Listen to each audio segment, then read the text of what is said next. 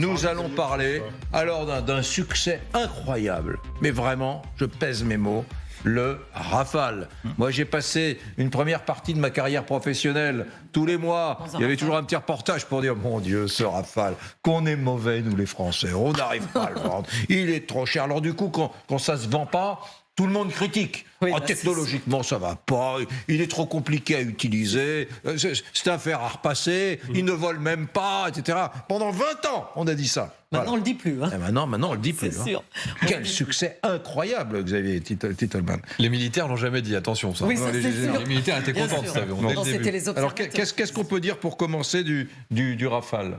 Eh ben, il a mis effectivement 15 ans. 15 ans, exactement. 15 ans à pouvoir être vendu jusqu'en quoi 2015 2013. 2013 précisément, oui.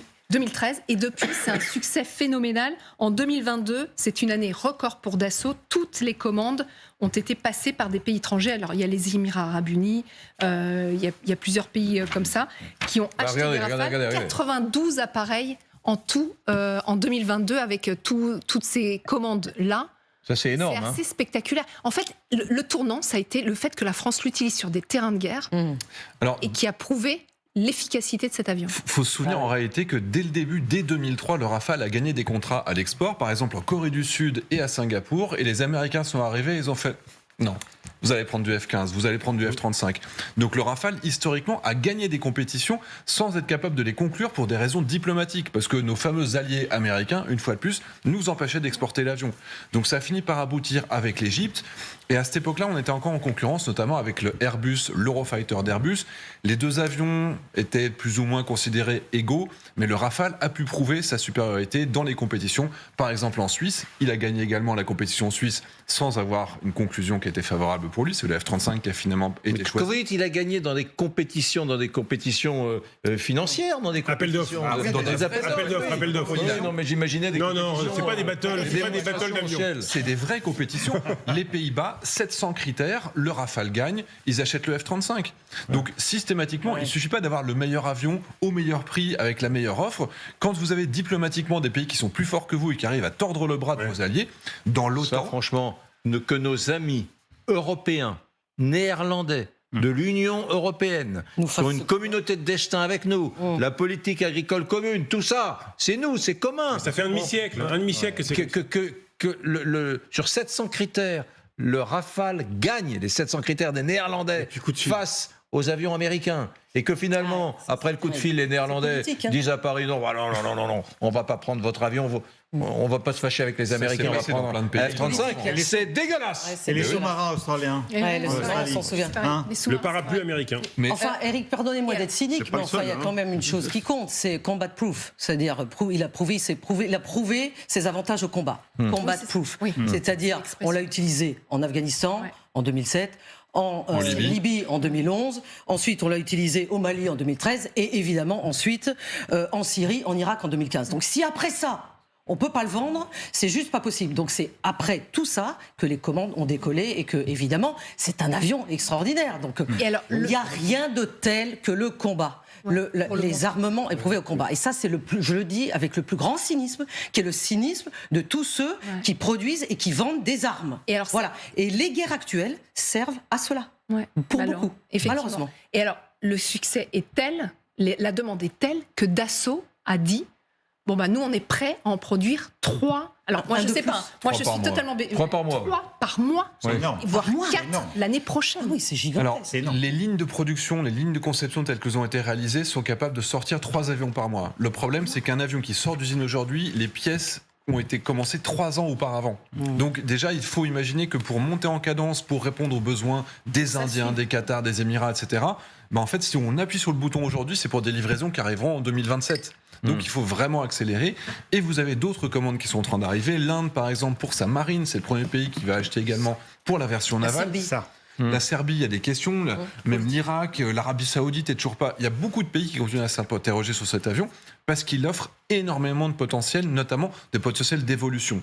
Aujourd'hui, c'est probablement un des appareils les plus polyvalents du monde. Il a été conçu dès le début pour savoir tout faire très très bien. J'étais préparateur de mission sur Rafale, donc je connais vraiment dans le détail. Il est incroyable. Et il n'y a pas un domaine dans lequel on peut pas se dire il est le meilleur. Et je le compare encore une fois, par exemple, avec l'Eurofighter. Dès le début, l'Eurofighter est un avion qui était uniquement fait, donc l'européen, d'Airbus. Projet européen. Allemand, plus italien, plus espagnol, plus anglais. Un avion de supériorité aérienne. Et par exemple, les moustaches de l'avion qui sont sur le côté, qu'on voit sur le Rafale, eh bien sur l'Eurofighter, ça empêche le pilote de regarder le sol. Un problème. Parce que l'avion, l'Eurofighter, n'était pas conçu pour faire du soutien aux opérations au sol. Donc finalement, comme dès le début, Dassault, avec un savoir-faire incroyable, avait pris le pari de faire un avion multimission, ce qui n'était pas le cas de ses concurrents, il est aujourd'hui adapté à toutes les missions. Tandis que les autres, c'est juste des adaptations. Et finalement, il finit par les dépasser dans tous les domaines sans exception. Attendez, d'abord, l'espion du KGB est prioritaire sur le général. C'est comme ça, c'est une affaire de préséance, mon général. Dans cette carte que vous avez montrée, il y a un pays qui, à mon avis, est beaucoup plus important que tous les autres. L'Inde. Parce que c'était l'Union soviétique qui fournissait l'Inde. Parce que c'est la Russie qui fournissait l'Inde. Et là, vous avez 36 Rafales qui étaient vendus à l'Inde. Poutine a essayé, parce qu'il y avait aussi la concurrence, Poutine a essayé de vendre les Sukhoi, les Sukhoi, les 57, ils ont proposé Sukhoi 57 participé au développement. Et en fait, c'est Rafale qui a gagné. Et ça veut dire que c'est vraiment quelque chose d'extraordinaire. Parce que Poutine a considéré ça, entre nous soit dit, comme traître, les Indiens comme traîtres, quand ils ont commencé à acheter de l'occidental face à la Russie. Où étiez-vous, mon général, le 11 juin 1987 ? Non, ne cherchez pas, c'est un piège. C'était le salon du Bourget. C'était le salon du Bourget. J'étais lieutenant en Allemagne. Vous étiez le lieutenant en Allemagne, mais vous étiez dans les chars de toute façon. Voilà. Et c'est le président de la République, François Mitterrand, qui s'exprimait sur cet avion, le Rafale. Quant au Rafale, je peux le dire, il existera sur le plan militaire. C'est un avion dont nous avons le plus grand besoin et ce n'est pas la peine de parier sur le Rafale. Si c'était nécessaire, je le ferais. Voilà, une grande fierté dès le début, on le voit. C'est Mitterrand qui lance le programme, c'est sous Mitterrand que ça lance. Oui, mais il faut imaginer les conceptions qui durent des décennies, c'est normal en fait. Des avions même comme les F-16, qui sont commencés encore bien avant, 20, 30 ans plus tôt, continuent aujourd'hui à évoluer. Et c'est ça qui est intéressant, c'est qu'un pays qui va acheter le Rafale aujourd'hui, il va être livré avec un standard qui est déjà défini, qui est très élaboré, mais en plus il va savoir en 2070 quel sera le système d'armes qui va l'accompagner. Il y aura certainement des drones ailiers, des drones de combat, et donc on a des visions sur des grandes perspectives, et il reste pertinent pour la quasi-totalité des pays du monde aujourd'hui. Et alors, on précise juste, pas de Rafale en Ukraine. Ah bah voilà. Mais ils n'en veulent pas. Déjà, il faudrait, s'ils pouvaient en avoir, ils rêveraient d'avoir ce type d'appareil qui est infiniment supérieur au F-16 qu'ils vont recevoir. Mais on n'en a pas assez pour notre propre armée, on n'arrive pas à livrer nos propres clients. Et ça, c'est une question aussi industrielle. D'argent. Certes, ça coûte énormément d'argent. Ça coûte combien, Rafale ? C'est autour de 90 millions d'euros. Ce qui est pas cher par rapport à ses concurrents, mais en plus il coûte très peu cher à l'usage, il est autour de 17 000 euros de l'heure de vol. Ça paraît beaucoup, mais le F-35 par exemple c'est 52 000 $ par heure de vol.